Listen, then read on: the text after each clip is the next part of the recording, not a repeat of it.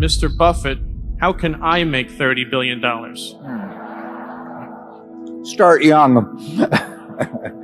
Charlie's always said that the big thing about it is we started building this little snowball on top of a very long hill. So we started at a very early age in rolling the snowball down. And of course, the snowball, the nature of compound interest is it behaves like a snowball of sticky snow. And the trick is to have a very long hill, which means either starting very young or living to be very old. And I would do it exactly the same way if I were doing it in the investment world. I mean, if I were getting out of school today and I had $10,000 to invest, I'd start with the A's. I would start going right through companies, and I probably would focus on smaller companies because I would be working with smaller sums, and there's more chance that something is overlooked in that arena. And as Charlie has said earlier, it won't be like doing that in 1951 when you could leaf through and find all kinds of things that just leapt off the page at you. But that's the only way to do it. I mean, you have to buy businesses or little pieces of businesses called stocks, and you have to buy them at attractive prices, and you have to buy into good businesses. And that advice will be the same 100 years from now in terms of investing. That's what it's all about. If I were working with a small amount of money, the universe would be huge compared to the universe of possible ideas I work with now. You mentioned that 56 to 69 was the best period. Actually, my best period was before that. It was from right after I met Ben Graham in early 1951. But from the end of 1950 through the next 10 years, actually returns averaged about 50% a year. And I think they were 37 points better than the Dow per year, something like that. But that I was working with a tiny, tiny, tiny amount of money. And so I would pour through volumes of businesses, and I would find one or two that I could put $10,000 into or $15,000 into that were just ridiculous. They were ridiculously cheap. And obviously, as the money increased, the universe of possible ideas started shrinking dramatically. The times were also better for doing it at that time. But I think if you're working with a small amount of money, with exactly the same background that Charlie and I have, and same ideas, same whatever ability we have, I think you can make very significant sums. But as soon as you start getting the money up into the millions, many millions, the curve on expectable results falls off just dramatically. But that's the nature of it. When you get up to things you can put millions of dollars into, you've got a lot of competition looking at that, and they're not looking as I did when I started. When I started, I went through the pages of the manuals page by page. I probably went through 20,000 pages in the Moody's Industrial, Transportation, Banks, and Finance manuals, and I did it twice.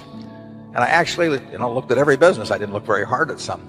Well, that's not a practical way to invest tens or hundreds of millions of dollars. So I would say if you're working with a small sum of money and you're really interested in the business and willing to do the work, you will find something. If you were, there's no question about it in my mind. You will find some things that promise very large returns compared to what we will be able to deliver with large sums of money. Is business school worth it? Depends on the person. And much more than it depends on the school. Some people are going to get a lot out of advanced education, and some people are going to get very little. And I don't even think it's important that every person go to college at all. We have all kinds of jobs at 70 or so thousand a year, or 80,000 a year, that college training is not of use. And I actually was not keen on going to college myself. Yeah, my dad kind of jollied me into it. He could get me to do anything, but I knew I could have a good time. I liked investing, and I could read the books. It's a big commitment to take 4 years, and the cost involved, and maybe the loans involved, and everything. I think depending on what your interests are in life, I don't think it's for everybody. I think it's for a lot of people, but there ought to be a reason you're going. And I didn't really see much reason. There's nothing like following your passion. I mean, I love what I do, obviously, and I've loved it the whole time I've done it. Charlie is the same way. We have managers, they come, some of them went to business school, some of them didn't, they're all types.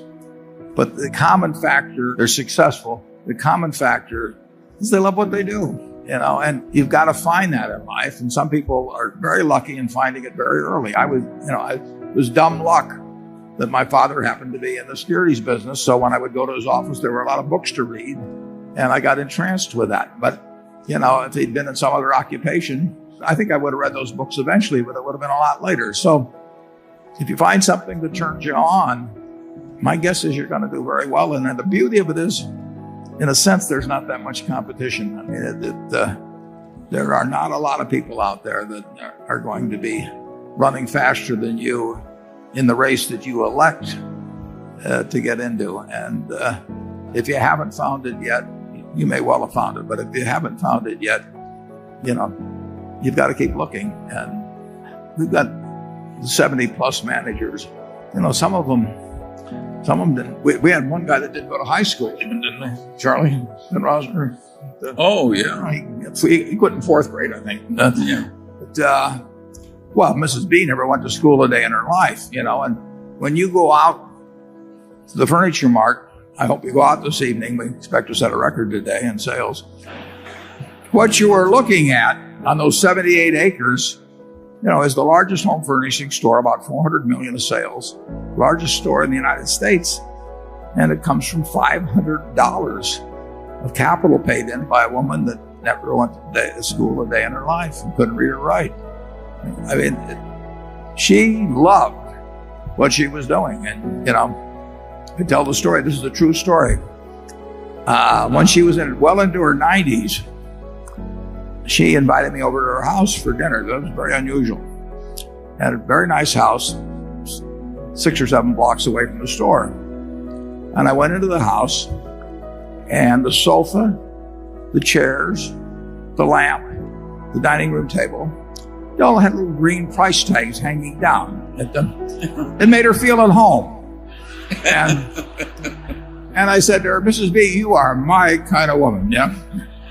Forget Sophia Loren, all the rest. I mean, this is my kind of woman. She loved it, and she loved it all her life. And just think of what that produced. I mean, it's incredible. I mean, one time my dad used to quote Emerson that the power that lies within you is new in nature, and basically the power that was within Mrs. B was new in nature. And over a lifetime, it produced amazing things. So find your passion, and then don't let anything stop you.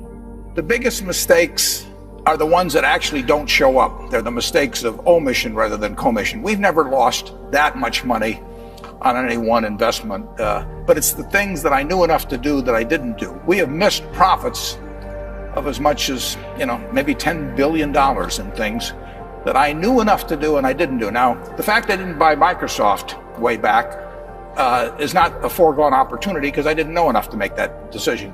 But there have been other investments where I didn't know enough to make the decision, and for one reason or another, I either didn't do it at all or I did it on a small scale. I was sucking my thumb when I should have been writing checks, basically. And those don't show up. There's no place where it shows missed opportunities, but I've missed some big ones. I will take a person graduating from college, and assuming they're in normal shape and everything, I will be glad to pay them, probably $50,000 for 10% of all their earnings for the rest of their lives. Well, if I'm willing to pay them 10% for $50,000 for 10%, that means they're worth $500,000 if they haven't got a dime in their pocket, as long as they've got a good mind and a good body. Well, if you're interested in business, I definitely think you ought to learn all the accounting you can by the time you're in your early 20s.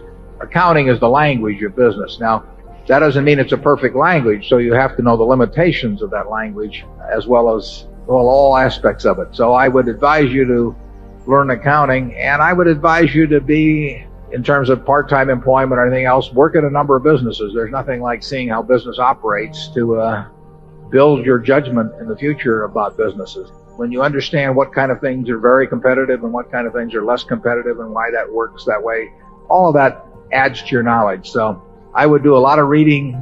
If you're interested in investments, I would take the accounting courses. I do a lot of reading about investments, and I would get as much business experience. I would talk business with people that are in business to find out what they think makes their operation tick or where they have problems and why. I just think you just kind of sop it up every place that you can.